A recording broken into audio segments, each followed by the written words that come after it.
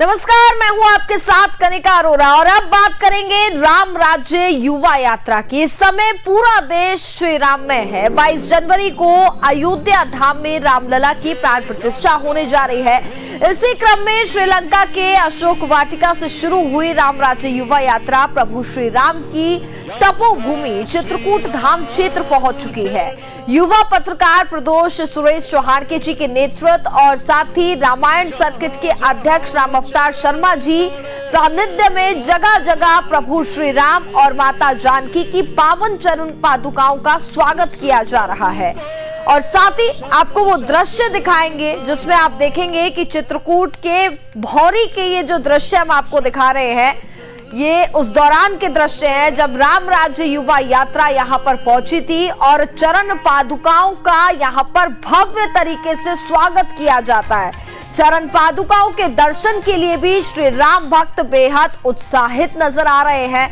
बौरी में भव्य शोभा यात्रा के साथ श्री राम भक्तों का ये उत्साह देखते ही बन रहा है।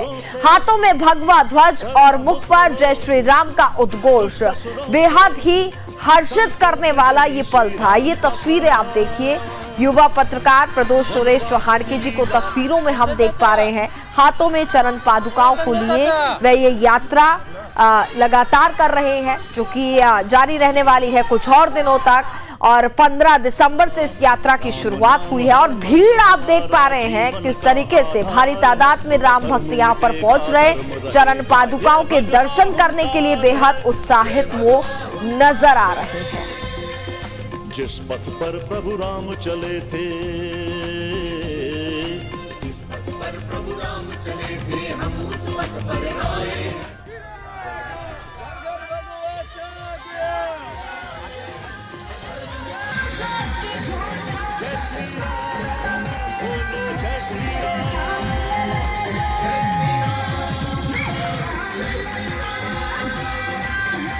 तस्वीरें देख रहे हैं, लोग बेहद उत्साहित यहाँ पर नजर आ रहे हैं। भगवा झंडा हाथों में लिए जय श्री राम के नारे यहाँ पर लगाए गए। चरण पादुकाओं के दर्शन करने के लिए भारी भीड़ यहाँ पर उमड़ी। साथ ही राम राज्य युवा यात्रा का भी यहाँ पर भव्य स्वागत किया गया है और लोग बेहद उत्साहित भी इसलिए हो जा रहे हैं क्योंकि 22 जनवरी को प्राण प्रतिष्ठा का जो कार्यक्रम होने वाला है। इतने सालों का जो संघर्ष था, जो लड़ाई हम लड़ रहे थे, रामलला का राम महल वहां पर बनने जा रहा है, तो इसको लेकर के लोग तो उत्साहित हैं ही और साथ ही दूसरी ओर जो राम राज्य युवा यात्रा निकल रही है उसको लेकर के भी लोगों में खासा उत्साह यहाँ पर देखा गया और चरण पादुकाओं के दर्शन पूजन करने के लिए भारी तादाद में लोग एकत्रित होते हुए यहाँ पर नजर आए। और ये तस्वीरें आप देखिए, हाथों में भगवा झंडा लिए, भगवा ध्वज लिए, जय श्री राम के उद्घोष के साथ यहाँ पर पूरा इलाका गूंजता हुआ नजर आया।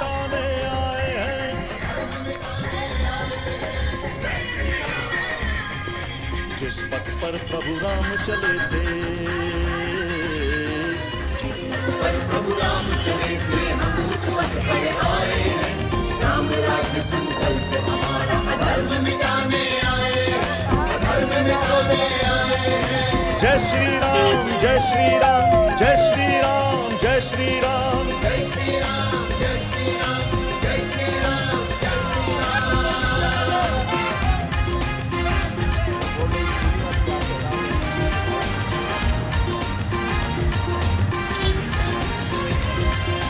युवा शक्ति है राम की सेना, हर दिल राम समाए हैं। युवा शक्ति है राम की सेना, हर दिल राम समाए हैं। हिंदू शक्ति भविष्य धरा का हर पल अलख जगाए हैं। हम बदलेंगे, युग बदलेगा, हम बदलेंगे, युग बदलेगा, राम राज्य हम लाएंगे। नहीं अधर्म का नाम रहेगा, हिंदू राष्ट्र बनाएंगे, हिंदू राष्ट्र बनाएंगे। जय श्री राम, दसों दिशा लहरा। तो वहीं शोभा यात्रा के बाद एक कार्यक्रम हुआ जिसमें प्रदोष चौहारके जी ने संबोधन भी किया और इसके बाद अब हम आपको बताते हैं सीता रसोई की कहानी। ये वो रसोई है जिसमें माता सीता भोजन बनाती थी और इसके बाद यहाँ पर पंपापुर और साथ ही यहाँ पर एक आश्रम की धर्म कथा से आपका परिचय कराएंगे। आइए सुनते हैं कि भौरी में अपने संबोधन में पहले प्रदोष सुरेश चौहारके जी ने क्या कुछ कहा। बोलो सियावर रामचंद्र की, सियावर रामचंद्र की जय श्री राम, जय श्री राम। मित्रों, केवल और केवल 7 दिन बचे हैं। हम सबके प्रभु अयोध्या में आ रहे हैं। 22 तारीख को माननीय प्रधानमंत्री जी के कर कमलों से ही उनकी प्राण प्रतिष्ठा उनके मंदिर में की जाएगी और इसी लंबे संघर्ष की जीत को मैं समझता हूं कि सनातन की सबसे बड़ी, अब तक की सबसे बड़ी जीत इन 500 वर्षों के संघर्ष का एक रिवॉर्ड हमें सबको मिल रहा है कि हमारे राम राज्य की नींव बनने जा रही है 22 तारीख को। और इसी के उपलक्ष्य में हम सभी ने सुदर्शन राष्ट्र निर्माण की ओर से राम राज्य युवा यात्रा की शुरुआत 15 दिसंबर को की थी। आज इस यात्रा का 32वां दिन है। 44 दिन की ये लंबी यात्रा होने वाली है। 8 राज्यों से 7 राज्यों से होकर उत्तर प्रदेश हमारा 8वां राज्य है। श्रीलंका के अशोक वाटिका में सीता माता जी का मंदिर है, वहां से इस यात्रा की शुरुआत करी थी। इन चरण पादुकाओं का, श्री राम जी की चरण पादुकाएं हैं, इनको हम उस रूप से यहाँ तक लेकर आए हैं, अब आगे बढ़ रहे हैं जिस रूप से स्वयं श्री राम जी ने वनगमन किया था। और 300 ऐसे तीर्थ माने जाते हैं जो कि हमारे शोधकर्ता डॉक्टर रामोदर शर्मा जी, जिन्होंने अपने जीवन के 50 वर्ष लगाकर रूट को ढूंढा है, उसी रूट के 300 तीर्थों से हम ये पादुकाएं लेकर आगे बढ़ रहे हैं। और अभी करीबन 270 से अधिक तीर्थों पर हम जा चुके हैं और बस कुछ ही तीर्थ और बचे हैं और फिर हम ये पादुकाएं लेकर अयोध्या पहुंच जाएंगे और आप सबके बीच से भी हम जा रहे हैं। अब मित्रों, मैं आपको एकदम शॉर्ट में यात्रा के बारे में बताऊंगा। राम राज्य युवा यात्रा, अभी राम राज्य अगर बनाना है तो युवाओं को संघर्ष करना पड़ेगा कि नहीं पड़ेगा? बोलिए ना युवा, सुनाई नहीं दे रहा ठीक से। क्या करना पड़ेगा? क्या करना पड़ेगा? क्या करना पड़ेगा? तो मित्रों, संघर्ष करना है तो हम सब युवाओं को आगे आना होगा, है ना? तो इस राम राज्य में इस यात्रा का जो सबसे बड़ा उद्देश्य है वो ये है कि हम युवाओं में श्री राम जैसा चरित्र निर्माण कर सके। समाज के जो बहुत सारे रावण बढ़ रहे हैं उसको हम समाप्त करें। मर्यादा में रहकर कैसे कानून का पालन किया जाए ये हम सीखे।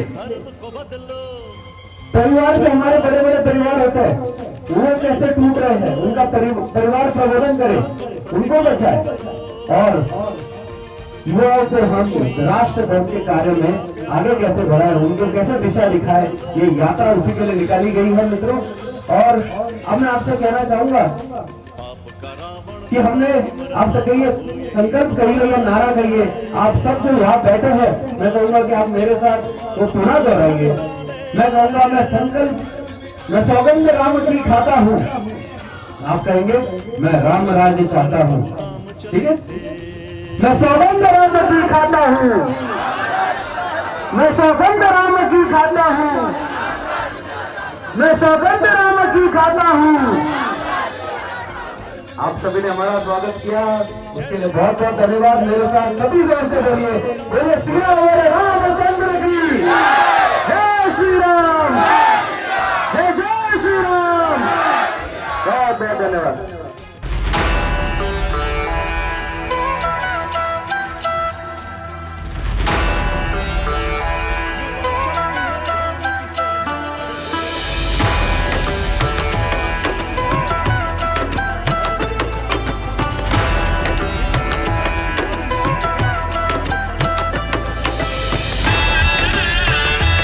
राम राज्य युवा यात्रा का अगला पड़ाव रहा सीता रसोई।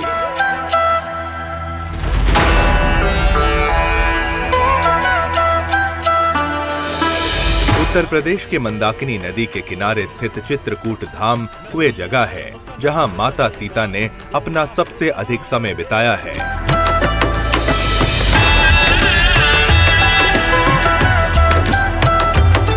इस धाम में माता सीता की रसोई है जहां माता सीता खाना बनाती थी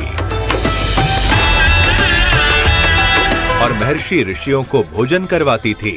सीता रसोई और हनुमान धारा आसपास ही हैं। सीता मैया जिस चूल्हे पर खाना बनाती थीं, वो आज भी बना हुआ है। बेलन और चिमटा भी रखा हुआ है। हमारा परम सौभाग्य रहा कि हमने राम राज्य युवा यात्रा करते हुए माता सीता की रसोई के दर्शन किए। ये सीता जी के स्थान है, सीता रसोई। यहाँ पे भगवान राम 11.5 साल चित्रकूट में थे। इस पर्वत में 6 महीने 21 दिन थे। यहाँ माता जानकी जी ने 5 ऋषि ब्राह्मण को कंद मूल फल का रसोई बना कर खिलाया था। यहाँ पे वो जगह स्थान सीता रसोई है। बोलिए सीता मैया की। यहाँ पे जब 84 कोस में भगवान राम चित्रकूट में 5 ऋषि ब्राह्मण साधु लोग रहते थे, तो भगवान को दर्शन करने के लिए आए थे। लाखों की संख्या में श्रद्धालु इस रसोई के दर्शन के लिए आते हैं। प्रभु श्री राम, माता जानकी, लक्ष्मण जी के साथ जिस समय वनवास काल के दिन चित्रकूट में बिता रहे थे, उन्हें उस समय यहाँ के कोल वनवासी लोग कंद मूल फल दिया करते थे। एक दिन प्रभु श्री राम के मन में एक विचार आया कि अयोध्या में वह तमाम साधु संतों को भोजन करवाते थे, लेकिन वह यहाँ नहीं करवा पाए। तब माता जानकी ने प्रभु श्री राम के मन की बात को जान लिया और स्वयं माता जानकी ने अपने कर कमलों से चूल्हे का निर्माण करके भोजन तैयार किया। इसके बाद प्रभु श्री राम ने 5 ऋषि मुनियों को बुलाया। मान्यताओं के मुताबिक इस रसोई में माता सीता ने खुद अपने हाथों से अत्रि मुनि, अगस्त मुनि, सुतिछड़ मुनि, सरभंग मुनि, वाल्मीकि मुनि, इन 5 ऋषि मुनियों के लिए कंद मूल फल का भोजन बनाकर उनको भोजन करवाया था। इस रसोई का महत्व माता अन्नपूर्णा के मंदिर जैसा ही विशाल है, इसलिए माता सीता समस्त लोक की अन्नपूर्णा है।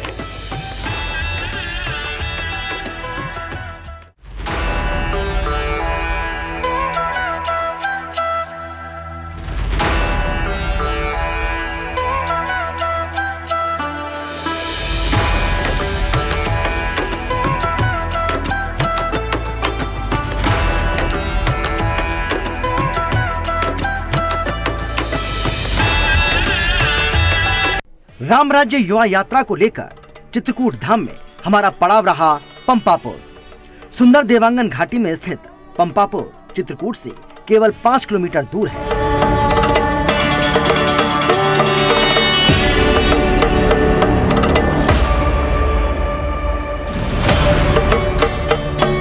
यहाँ भगवान राम से संबंधित कई पवित्र गुफाएं हैं, जो इसे भगवान के भक्तों के लिए एक महत्वपूर्ण धार्मिक स्थल बनाती है।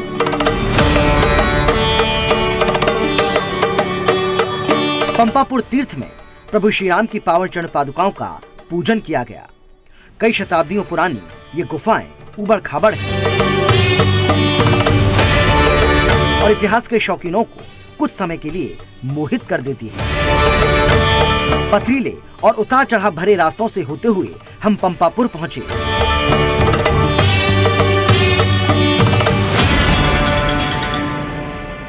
ये वो स्थान है जहां प्रभु श्री राम, माता जानकी और प्रभु लक्ष्मण जी के वनवासी जीवन की अलौकिक स्मृतियां हैं। फोटोग्राफी के शौकीनों को पंपापुर में तस्वीरें खींचने के लिए बहुत कुछ मिलेगा और प्रकृति प्रेमी यहाँ खुद को बिल्कुल सही जगह महसूस करेंगे। ये एक छोटा सा स्थान है, लेकिन पूरे वर्ष आगंतुकों को रोमांचित करते हुए उनसे भरा रहता है। हरे भरे वृक्ष, जंगल और पहाड़ियां तीर्थयात्रियों के मन को मोह लेती है।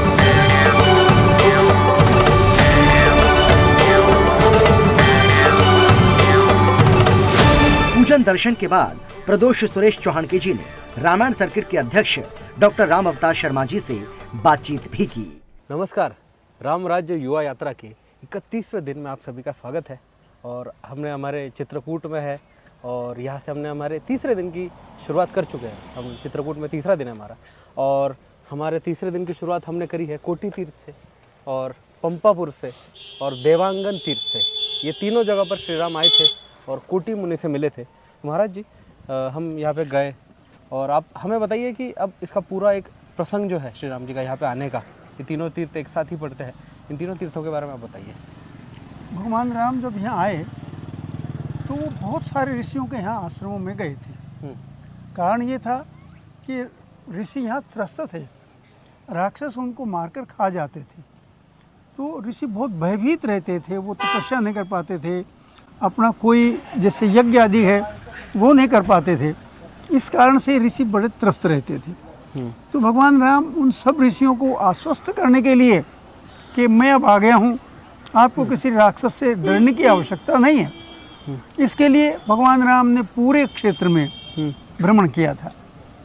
इसी लिए वो यहाँ कोटी मुनि नाम के एक संत तपस्या करते थे, तो कोटी मुनि से मिलने भगवान श्री राम यहाँ आए थे। उसके बाद एक देवांगना नाम का स्थान है यहाँ। ऐसा माना जाता है, ऐसा हमारे पुराणों में भी आता है कि यहाँ इंद्र के पुत्र जयंत की पत्नी ने यहाँ तपस्या की। इसी कारण राम जी उनसे तो मतलब उस स्थल पे तो आए ही थे।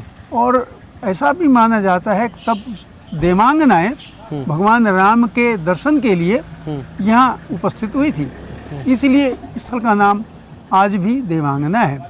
इसी तरह यहाँ पंपा सरोवर है, पंपापुर है यहाँ। तो पंपापुर में भी भगवान राम यहाँ पधारे थे। इन तीनों स्थलों का यही महत्व है। आज भी बड़े सिद्ध संत यहाँ तपस्या करते हैं, लेकिन हम सबका दायित्व बनता है कि हम उनकी तपस्या में विघ्न पैदा नहीं करें। बार बार यहाँ नहीं आए, अगर उनके दर्शन करने हो तो दूर से दर्शन करें। जैसे अभी हम कोटी तीर्थ गए थे, वहाँ पे जो वहाँ के मेन जो संत है वो महीने में 6 महीने साल में 6 महीने तो वो उसमें रहते हैं, गुफा में रहते हैं। वहाँ पे वो तपस्या करते हैं और 6 महीने ही बाहर रहते हैं। तो अभी हम गए तो वो वहाँ नहीं थे, लेकिन चरम पादुकाओं के दर्शन उन्होंने किए और भी फिर हम ऐसे नीचे गए। तो ऐसी ये रहा हमारा दिन था। दोस्तों नमस्कार, राम राज्य युवा यात्रा के 32वें दिन में आप सभी का स्वागत करता हूँ। दोस्तों इस वक्त हम हमारे 3 दिन का जो पूरा वनगमन सिर्फ चित्रकूट के आसपास था वो हम पूरा करके चित्रकूट से हमारे अगले बड़े पड़ाव प्रयागराज की ओर बढ़ रहे थे।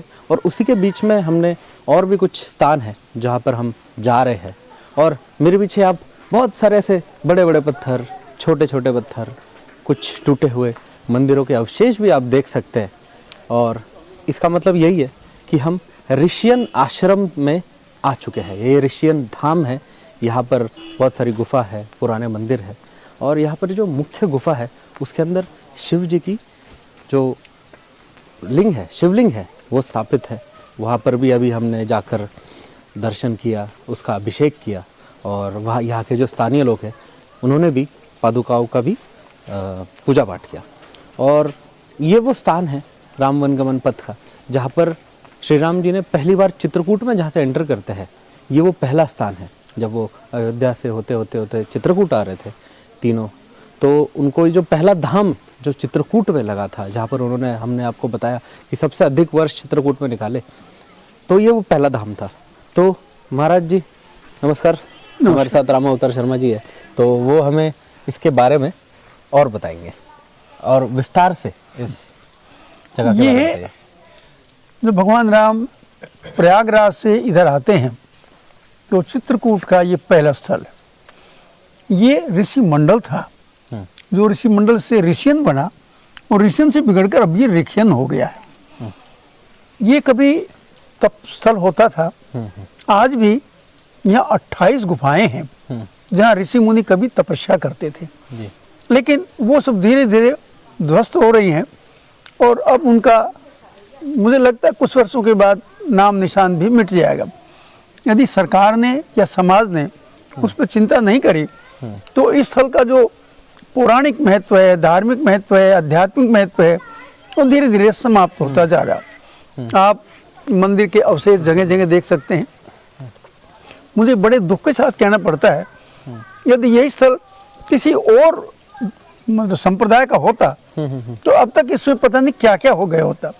लेकिन ये शिलाएं, ये अवशेष चिल्ला चिल्ला कर बोल रहे हैं कि कभी ये बहुत प्रसिद्ध स्थल रहा है। ऋषियन, जैसे मैंने बताया, ऋषियन से बना है। ये ऋषि मंडल था। भगवान राम जब उधर से आए थे, भारद्वाज आश्रम से आए थे, तो उनके ऋषि मंडल से भेंट होती है। इसी तरह के ऋषि मंडल महाराष्ट्र में हैं, छत्तीसगढ़ में है, अनेक स्थलों पर ऋषि मंडल है। मेरे ख्याल लगभग 9 ऋषि मंडल है, जिनमें से ये एक है। पहले यहाँ आना भी कठिन था। यहाँ बहुत जंगली जीव रहते थे और यहाँ डकैत भी बहुत रहते थे। आप अभी बता रहे थे कि आप 40 वर्ष पहले जब यहाँ आए थे तो वो कुछ किस्सा हुआ था, उसके बारे में थोड़ा सा बताइए। मैं यहाँ, हमारे एक मित्र हैं, मित्र बाद में बने। हाँ। उनका नाम है ठाकुर दलोल सिंह। मैं उनके घर ठहरा था, पहचान नहीं थी, लेकिन यहाँ अतिथि का बहुत स्वागत होता है। इस क्षेत्र का ये बड़ा सौभाग्य है कि किसी भी अनजान व्यक्ति को भोजन और आवास की यहाँ परेशानी नहीं होती। मुझे भी कोई परेशानी नहीं हुई। मैंने उनसे कहा मैं ऋषि किसी मंदिर में जाना चाहता हूँ। उन्होंने कहा हम तो वहाँ नहीं जाते। हमने पूछा क्यों? बोले हम उनकी हिट लिस्ट में हैं। अच्छा। तो मैंने कहा भैया मुझे वहाँ ले जाइए। बोले हम नहीं जाएंगे वहाँ। इसी बीच मैंने कहा कोई आदमी रास्ता बताने वाला भेज दीजिए। तो एक कॉल से बात हुई, उसने कहा जी हम यहाँ नहीं जाएंगे। हमने पूछा क्यों नहीं जाओगे? बोले नहीं जाते। मैंने कहा मैं आधे दिन की दिहाड़ी दूंगा। बोले नहीं। मैंने कहा 1 दिन का दूंगा। बोले नहीं। मैंने कहा 2 दिन की दिहाड़ी दूंगा, 3-4 घंटे का काम है। बोले साहब हम वहाँ जाएंगे, वो मिलते हैं तो मारते बहुत है। अच्छा, मतलब ऐसा यहाँ पर बहुत डकैती का माहौल रहता था हमेशा, बट अब ऐसा अब लगता नहीं है। अब नहीं है। तो मैं अकेला आया और मुझे 2 लोग रास्ते में मिले। लेकिन मैं जहाँ कहते हैं कि प्रत्येक व्यक्ति के मन मंदिर में श्री सीताराम जी बसे, वो घटना मेरे साथ यहाँ हुई। मैं पहले व्यक्ति से मिला, उसने मुझे पहले तो बहुत धमकाया। उसको संदेह था कि मैं पुलिस का भेदिया नहीं हूँ। लेकिन उसने मैं झाड़ा लिया तो मेरे पास 3-4 कागज थे, एक पेन था और 2 रुपए थे बस। वो 2 रुपए मैं यहाँ शिव मंदिर में चढ़ाने के लिए आया था। उसने मुझे मेरे पर विश्वास किया और बोले आगे चले जाओ। जो आगे मिला उस व्यक्ति ने मुझे बहुत जोर से धमकाया। अच्छा। जब उसे विश्वास हो गया कि मैं पुलिस का भेदिया नहीं हूँ और राम भक्त हूँ, तो उसने कहा कि आप मेरे यहाँ भोजन करके जाइए। अच्छा। अब भोजन बेचारों को क्या, उनका कुछ था नहीं यहाँ, बासी तुआसी 2 दिन 3 दिन का पुराना रोटी पड़ी होती। मैंने कहा भाई भोजन तो मैं नहीं करूँगा, नहीं तो मेरे जिसके यहाँ आए वो इंतजार करेगा मेरा। कौन? हमका दलोल सिंह। तो उसने दलोल सिंह जी को बहुत गंदी गाली दी। बोले वो नहीं आया? तो भैया वो तो नहीं है। बोले उसे कैसे जानते हो? तो भैया मैं जानता नहीं, केवल क्या अतिथि हूँ। जब उसने कहा कि मैं भोजन करके जाऊँ और मैंने मना कर दिया, तो प्रदोष जी मैं आज भी वो बात सुनकर मतलब अजीब सा महसूस करता हूँ। वो आदमी रोने लगा। अच्छा। और उसने, तो मैंने पूछा भाई रो क्यों रहे हो? आपसे तो दुनिया डरती है। उसने कहा हमसे दुनिया डरती है पर हम अपने आप से डरते हैं। हमें ये नहीं पता कि कौन सा प्रतिद्वंदी गुट हमें गोली मार दे या कब पुलिस की गोली से हम समाप्त हो जाए। तो वो बड़ा लेकिन उसने भी जिस तरह का व्यवहार किया, मुझे मार्ग बताया, भोजन के लिए आमंत्रित किया और रोने लगा जब मैंने भोजन नहीं किया। तो मैंने पूछा रो क्यों रहे हो? बोले आपको भी सीताराम जी ने बनाया, मुझे भी बनाया, आप क्या कर रहे हो, मैं क्या कर रहा हूँ, ये सुनकर रोने लगे। एक चीज़ जो हमने पूरे इतने 10,000 किलोमीटर की यात्रा है, जिसमें से हमने लगभग 9,500 किलोमीटर तो हमारे लगभग पूरे हो चुके हैं। तो मैंने एक चीज़ महाराज जी देखी है जी कि जो हमारे वनवासी भाई ऐसे ही उनको बदनाम किया गया है कि वो बहुत ऐसे है। कुछ लोग हो सकते हैं, समाज, हर समाज में एक एलिमेंट होता है, बट बहुत ही भोले। और मतलब हम वहाँ गए थे छत्तीसगढ़ में, एक जगह पे हम गए थे, तो उनके पास कुछ था नहीं देने का। तो उन्होंने वो जो उनके जंगली फूल थे, जो भी पेड़ थे, उसमें से उन्होंने वो अच्छा सा बनाकर हमको दिया था, आपको याद होगा। तो मतलब यही हम इसी के लिए तो ये यात्रा है कि हम अपने वनवासी भाइयों को धन्यवाद कर सके। जब उनके पूर्वजों ने श्री राम जी का ध्यान रखा था, तो हम श्री राम जी के वंशज उनका धन्यवाद करने के लिए इस यात्रा में निकल चुके हैं। यात्रा 32वां दिन है, आगे बढ़ते जा रहे हैं। अयोध्या केवल और केवल 200 किलोमीटर बची है। 7 दिन में प्रभु वहाँ पर आ रहे हैं।